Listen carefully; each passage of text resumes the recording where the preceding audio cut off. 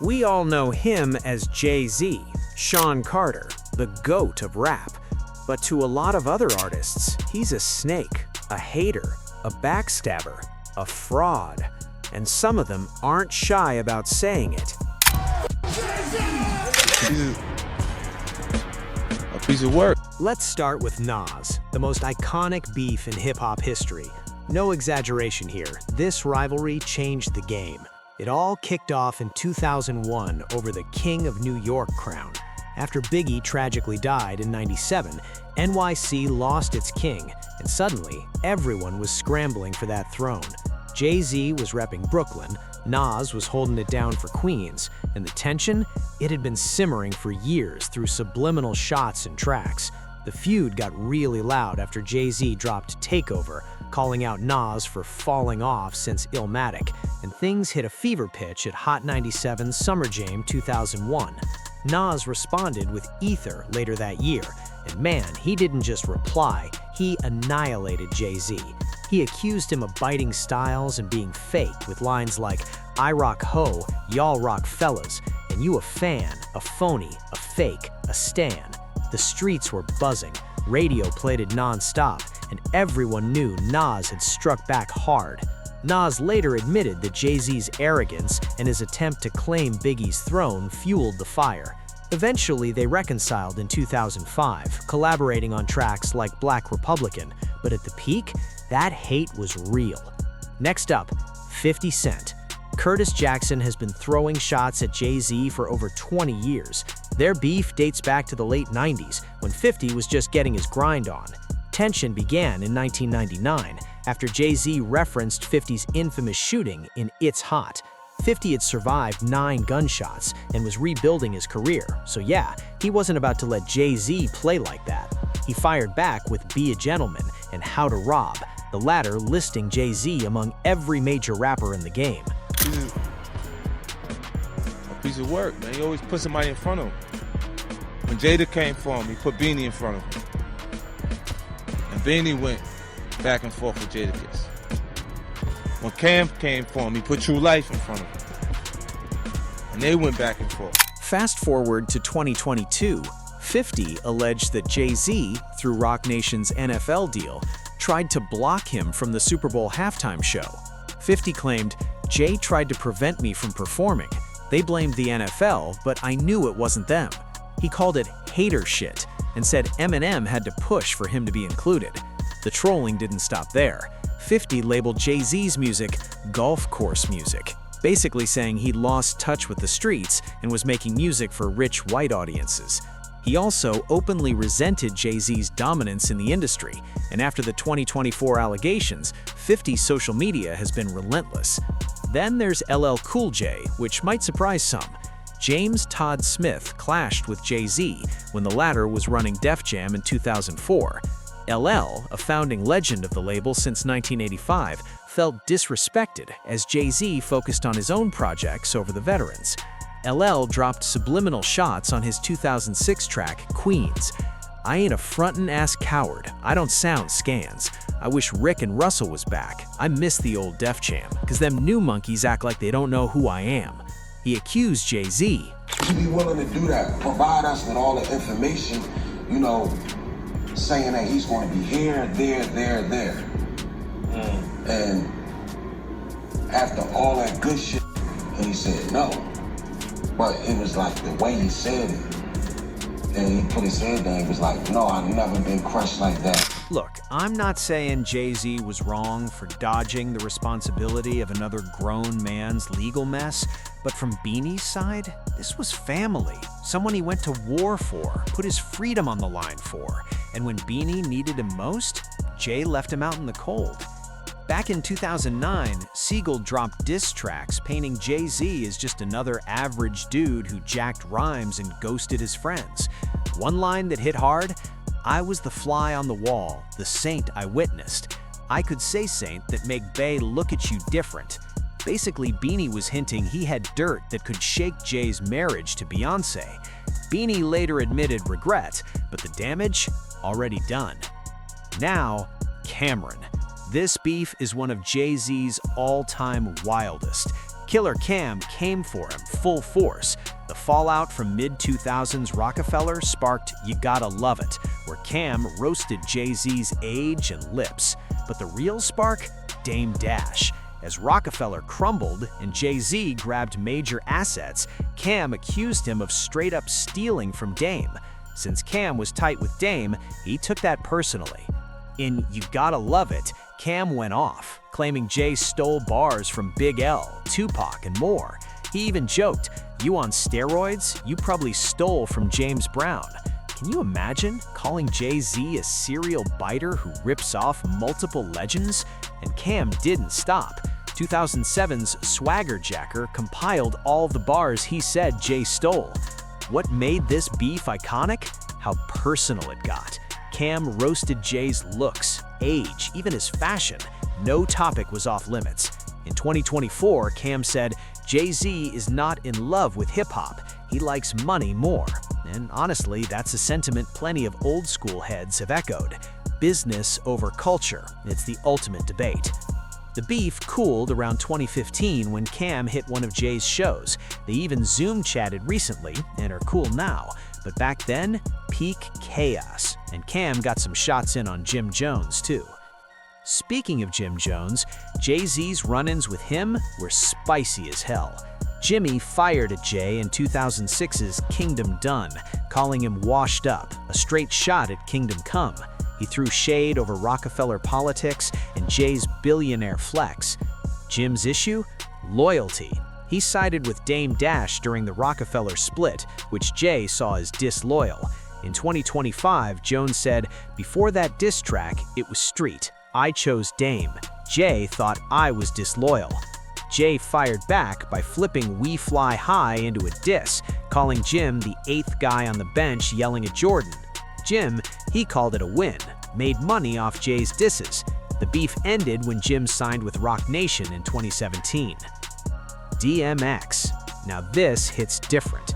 Earl Simmons, DMX, had a tragic, complicated history with Jay-Z. And he had enough respect to even talk face to face. You gotta talk through the crack in the door, cause you in there with a minor. Back in '93, DMX and Jay battled in a Bronx pool hall. Raw, intense, fire from both sides. DMX barked, Jay-Z flexed slick hustler bars. Both claimed victory. That tension never fully left.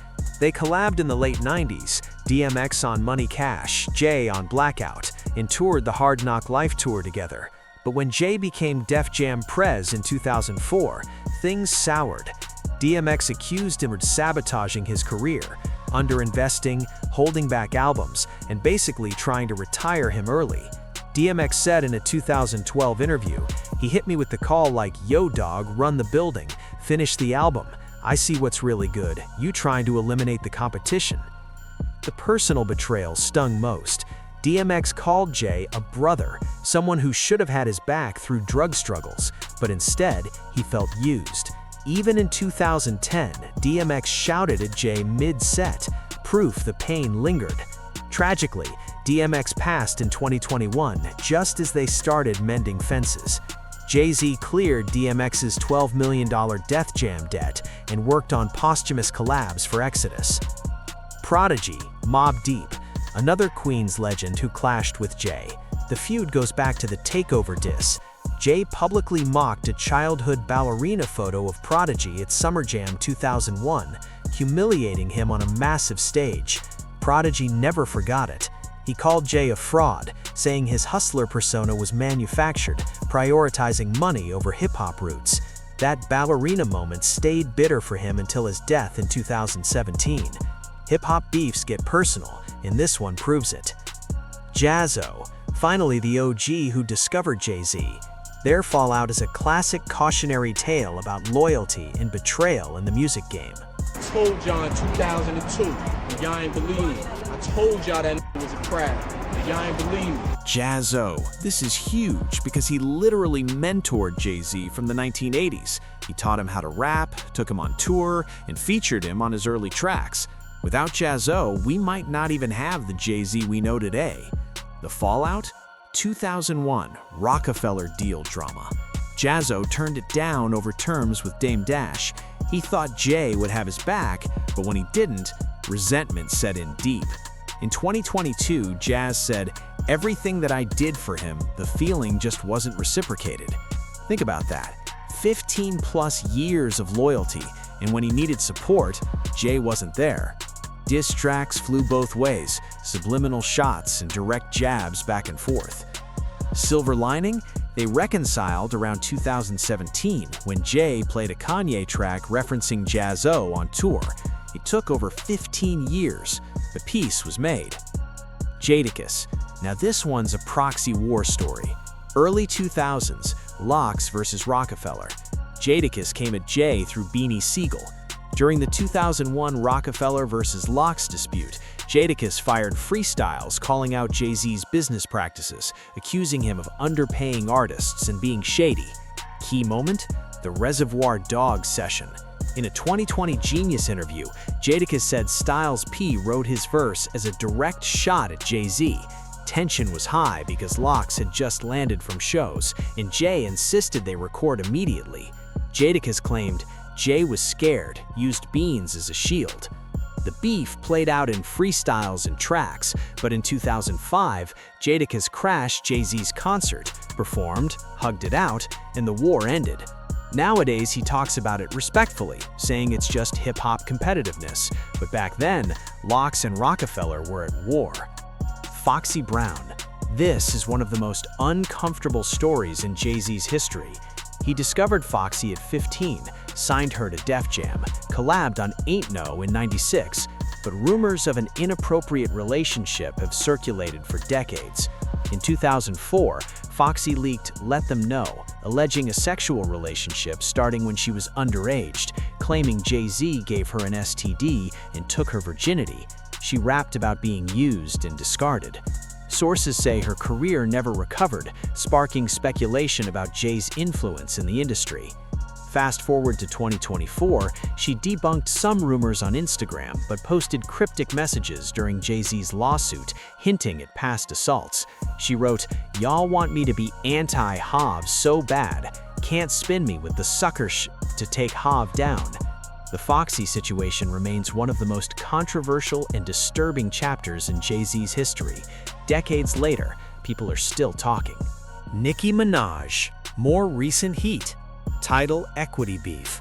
Nicki claims Jay-Z owed her $200 million after his 2021 sale. She says she was promised equity, promoted the platform, and then got shorted when he sold to Block. July 2025. Nicki went on a Twitter rampage, calling out karmic debt, shady Rock Nation dealings, and the Kendrick versus Lil Wayne Super Bowl choice, calling it ego-driven. June 2025, she dissed him on Banned From No remix. "You a rat, you a boy, you a clown, just like your mini-me." She even dragged Rock Nation CEO Desiree Perez. By October 2025, Nicki announced quitting music and scrapping NM6, tagging Jay-Z, "Hope you're happy now." This beef is still alive. Nicki's not backing down. Joe Budden. Another cautionary tale. 2003, he requested a Jay-Z verse for Pump It Up. Jay asked $250K, way out of reach. Budden said no. Jay then freestyled over the same beat, dissing Budden. Bitter much? Budden felt sabotaged, especially under Def Jam when Jay became president in 2004. He dissed Jay alongside Game and Drake, calling the freestyle legendary but career-altering. Budden respects Jay's genius, but resents how his career was treated. The Game. And finally, The Game. Mid-2000s beef started after Jay dissed him in 2005. Game fired back hard, attacking Jay, Beyonce, and his whole vibe. Tracks like I'm So Wavy went at Jay's age, wife, everything. In 2011, he continued jabs on Uncle Otis. The origin? Jay brushed Game off when he asked for advice at 4040 Club. Game says he hated Jay's arrogance, but part of it was for attention. Jay rarely responded, which hurt Game more than a diss track ever could. In 2023, he admitted that even being dissed by Jay was a win. Acknowledgement counts. And that wraps this video. For more juicy content, smash that subscribe button, hit the bell, and check out the cards on your screen for more videos. Don't forget to drop your thoughts in the comments.